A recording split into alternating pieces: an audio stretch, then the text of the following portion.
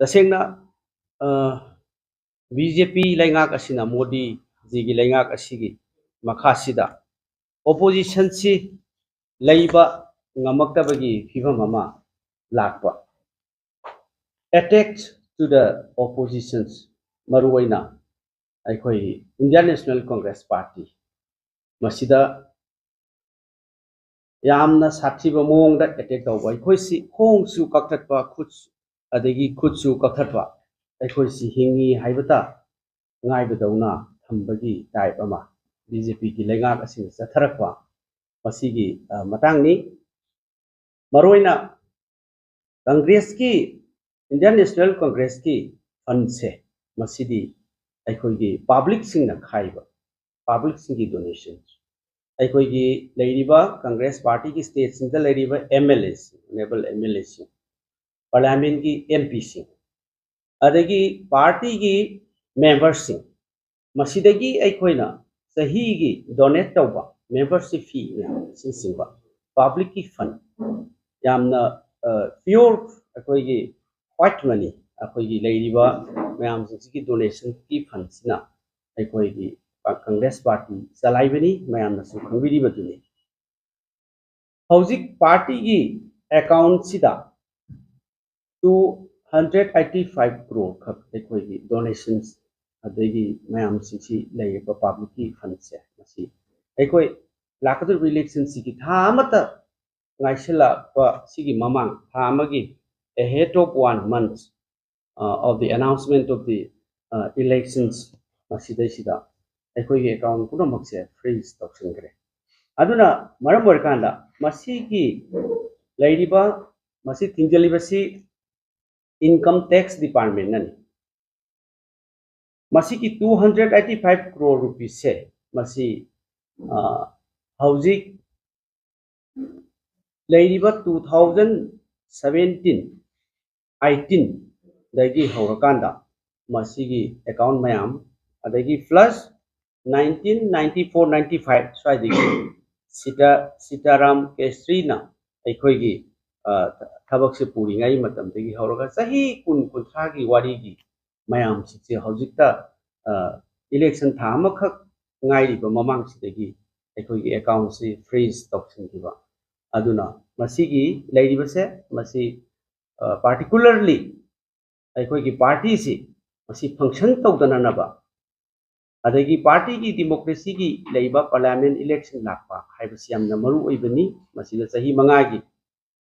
mi khanba adi parliament ki member khanba lok sabha gi member khanba sina simba mayam si sida candidate singda angamba mating public tagi contribution tawrakpa masina candidate singi account da paisa khaga hapiba as per provisions of the constitution adagi samvidhan ki leiriba masigi channa kanglon mayam masigi makhada yamna fajana systematic akoina chathariba mayam singse systematic destroy by the BJP government INCC akoi pulap chananaba tawrakpa policy ama oina candidate singi akoi gi expenditure minimum expenditure like akoi gi advertisement adagi candidate singi akoi gi media da adagi pamphlet namgadaba adagi thau hananaba minimum requirements se masi state assembly election tasu parliament ki election tasu leiriba local party regional party or national party khudimaki masi samvidhana piba sugumba party ki activity candidate ki activity se masi aikoi convention adagi chanabi moina dum lai masi loina party khudimak tawri BJP ki su tawri adagi Congress ki su tawgadabani atopa national party regional party mayam sisu masi tawgadabani hojikti aikoi se BJP khakta election tawba pamba BJP khaktang election ki activity tawgena haina khanba intention tawriba thong sina BJP khaktang democracy ki wan thok lehenba Congress party opposition da leiba party singna masi phanghandaba asida chingba mayam singsi aikoi leire Income Tax Act ki matungina Section 13A masida public donation tawrakpa public ki laiba membership or party bu nuksijaba parja singna donation tawrakpa se masi account da transfer tawrakpa paisa mayam se masi election ki expenditure sin na bidamakta party khudi makki tawi BJP ki su tawi Congress ki su tawi masi ki Section 13A da su adum haijabani asigumba masi ki donation tawrakpa paisa mayam se masi aikoi tax exemption like 13A and political parties ki asugumba exemption mayam sikse masi BJP da di laita bra akoi Congress da restriction thami se masi kari yino again amu income tax eki makhada section 234 clause F section 234 clause F sigi makhada karigumba any irregularities haibidi sahi magi accounting balance sheet semba khotpa karigumba soiba nang hubdobal leirga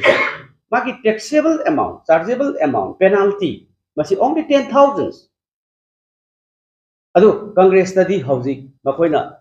akhoi gi chargeable se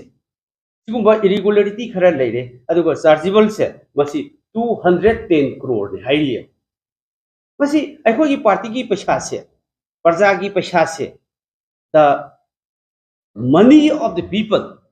the contribution from the people, the contribution from the members. Masigi mayam se, masigi contribution sibo, masigi paisa mayam se. Lainga kasina loina laurani, hai na being the loina close or by election yaholo the bagi, mong se hujik laire. That is why. How can we conduct? Our Congress party will conduct our election. How can we do elections in such a situation? Sugumba situation sida Congress party na aikoi gi party ki candidate nominate tawriba state kudimakta All India Congress party ki AICC gi Indian National Congress party da gi state kudimakta vote lepadoriba Lok Sabha ki lepadoriba election asida mai magi account da aikoi gi expenditure gi damak paisa kapadaba mayam sido account se frozen oiragadi aikoi gi bank se loida freeze option gargadi karamaina aikoi election yaugodoribano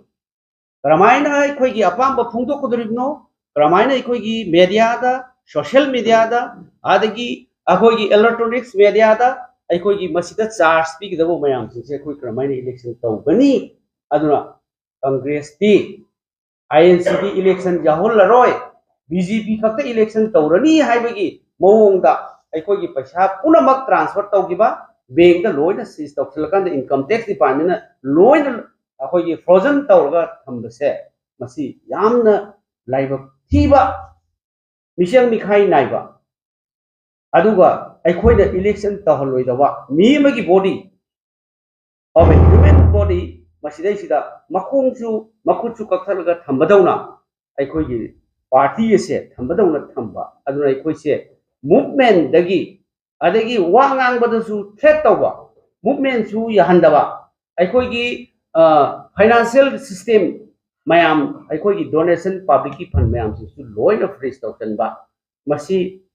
aikoi karamna masi samvidhan ki makhada pangthokkodoriba democracy ki makhada pangthokkodoriba masi gi election se kramaina pangthokkodhe haibasi awaba mai koi oire adro masigumba thawong se masi condemn tawi aduga masigi thawong se yamna tahoidaba amani haibasi aina ahanbagi oina thamjari loinana aikoi gi CLP leader nasu masigi chatharaiba thawong sigi matangda wafam khara thambigani mayam puna makku thagatsai